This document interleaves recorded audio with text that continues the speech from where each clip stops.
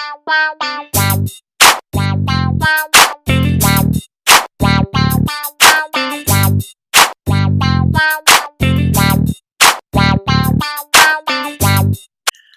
everybody. Welcome to Pregame at Franklin's. My name is Jason Franklin. I have my two guests from the last show, both of them, Ahmed Kassim's next door neighbor, and Joe Wilner, the man. Am I really a guest still? Yeah. You're not a guest. You're you're a part of the cast. I'm like your Robin. I'm the Robin to your Batman. Yeah, you actually have been on every single one, actually. Yeah. You're probably like the only guy who has. I try to be consistent. Well, we had like a bunch of topics written up for this episode, but Joe is actually really curious. Last night he asked me a question. Joe, what were you? Yeah, so tell me about the relationship between frat guys and athletes. It's awful. Which is kind of odd because when I talk to other boosters, alumni that played on the football team, they always tell us that like the frat guys used to praise football players and just athletes in general. Well, my 5 years, every single time we ever came in contact with a fraternity of any sort, whether it be a party, whether it be an outing, they always treated us with hostility, which was kind of odd because, you know, you'd think that they're all about the school, they're all about the school spirit.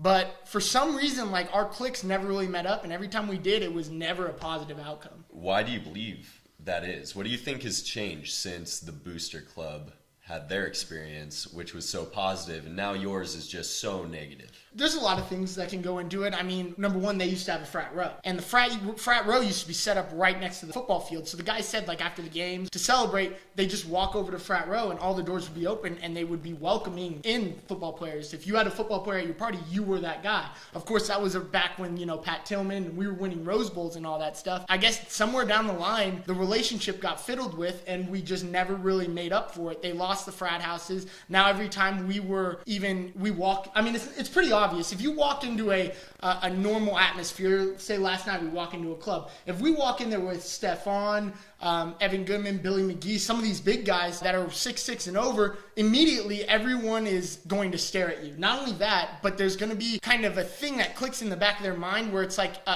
almost like a sexual rival. So you think they feel threatened? Especially sexually. I think it could be that, and I think a lot of it has to do with their perception, their way they were raised. They probably did not grow up with people from whether it be different diversities, whether it be different upbringings. Generally, their comfort zone is their frat house. If you sit in this situation, you understand that, like, we really mean no harm. We're good dudes. They're going to find reasons to put you in a negative light. And I showed you, I mean, last night in the club. Why didn't you explain to us what happened last night? So, for the audience that doesn't know, we went to El Jefe on a Wednesday night in downtown Scottsdale. And it was kind of busy, kind of not. We got there, we were trying to figure out how to have a good time. 3 dudes, no women. Gotta find women, you know? You gotta have women to dance with. Or you can people watch. And what we ended up doing was just learning. Anyway, we get there, there's this beautiful girl in a red dress. I just desperately want to dance with her. And she's surrounded by all these dudes. And none of them were her boyfriend. But all of them were attracted to her. It was obvious. They were all watching her dance. They were all standing around her.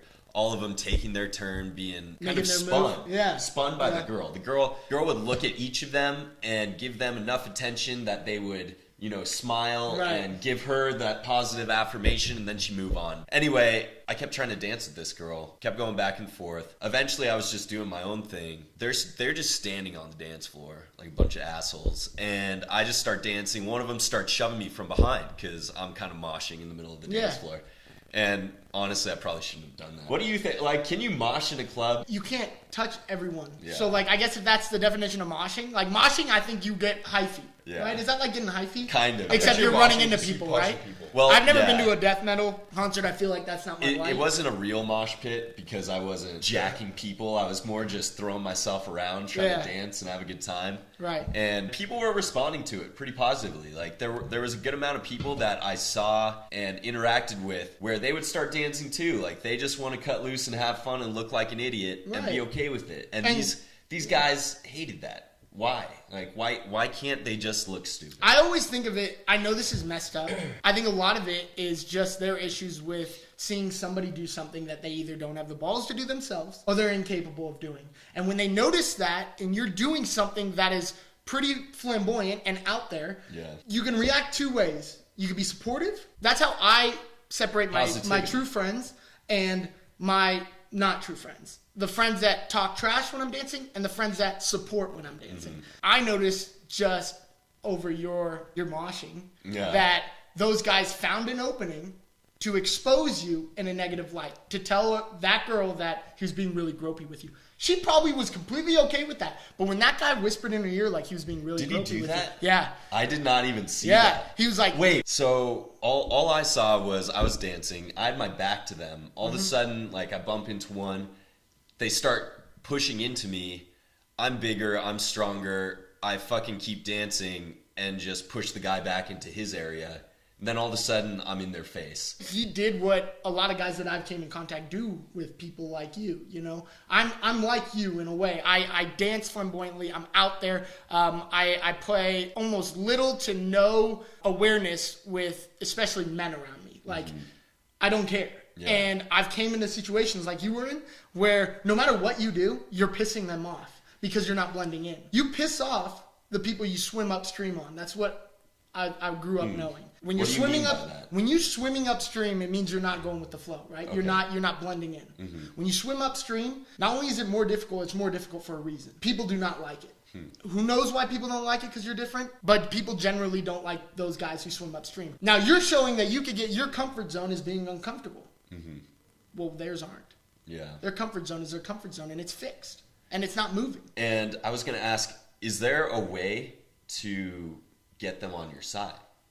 Yes, like that. Yes, because things need to get better, especially between the relationships, because Greek life obviously has a very big impact on the school. Like, they obviously do a lot of great things for the school. So does the football team. So does the athletics program. If there's some way we can meet in the middle, I know that if they met DJ Foster on the field, they would all want his autograph and be like shaking. When I threw parties here, I was always open to everyone. I let everyone in. I did that purposely.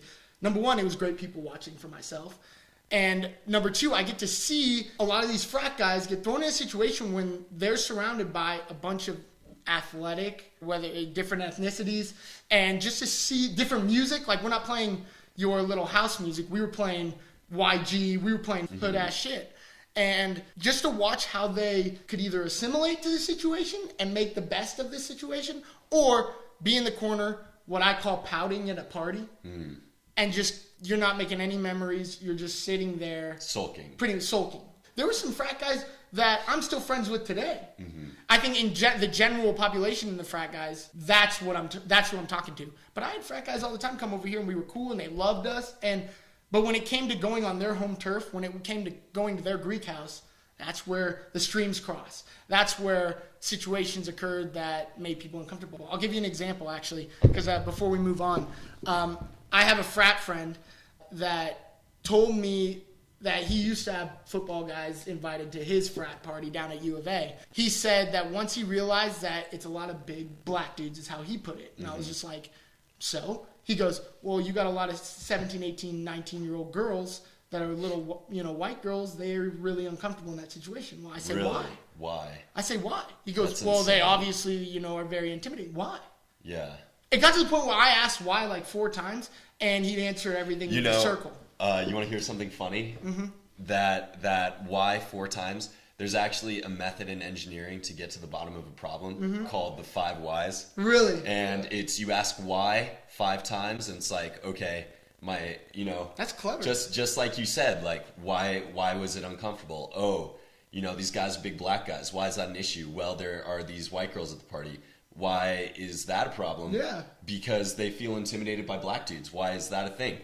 Maybe it's because white dudes keep telling them they need to be scared of black dudes, Maybe because they need to disadvantage these athletic guys and put them in a bad light for these women to have a chance. It's like, open a perspective up, man.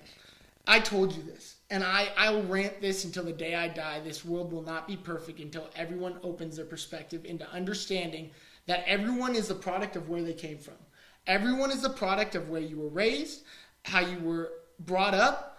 And if you can understand that somebody might be acting different, talking different, looking different. That's all the product of where they came from. If you could understand that and you could open your mind, inevitably there won't be issues like this. There won't be this weird competition between athletes and frat guys. There won't be this weird issues with you're afraid that a black guy is intimidating when he's among a bunch of little white 19-year-old girls. That shouldn't even be an issue. Why is that an issue? You making that an issue makes things carry on to the next class, to the next class. Next thing you know, you're breeding a fraternity that is inevitably, maybe even subconsciously, if you want to spin it that way, that's spreading hate. You might not think of it as hate, but it really is hate. You're dividing yourselves away from a different subculture. It's a mindset of exclusivity rather than inclusivity, and that is something that divides people and does not unite them. In any case, and people need to be united, and that's how relationships build. That's how society runs, and by sowing this division, it does nothing but hurt us. Right. The next topic is sexual consent, which is an important topic for men and women. For what we're talking about, which are parties. You know, like frat guys like to have sex, athletes like to have sex, everyone likes to have sex. College. No one wants to go to jail. Of course. Right, and no one wants to hurt anyone. Ruin their lives. Unless they do. I don't know. Right, for whatever reason. Right. So what do you think about that?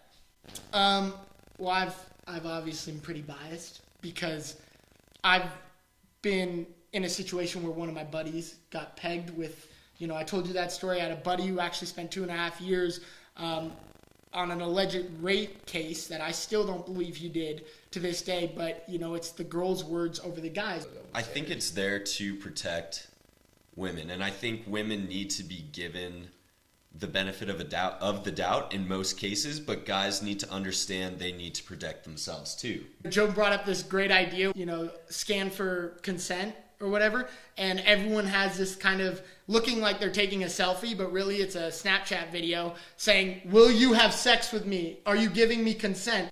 In Arizona, I'm positive that no matter what, the girl, if she has like a drop of liquor in her system, she is not in the capable mindset to give consent. Take a video, guys. Take a video, girls. Do it to protect each other.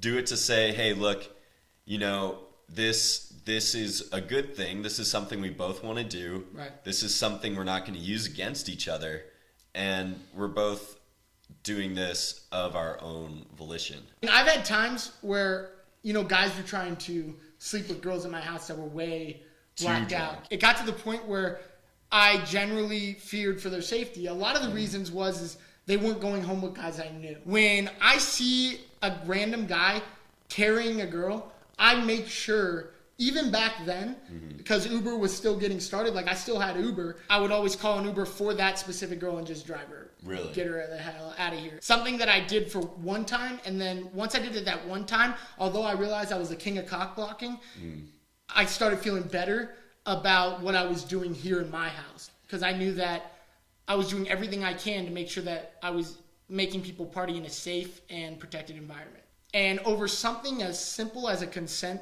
situation could ruin your life. It really could. But anyways. So take a video. And send it to your mom.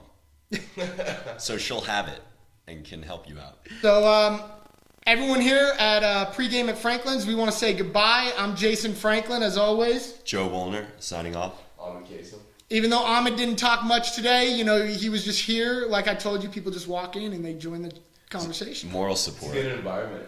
But anyways, it's been a fun time. Thanks for coming and thanks for listening, and we'll see you next time.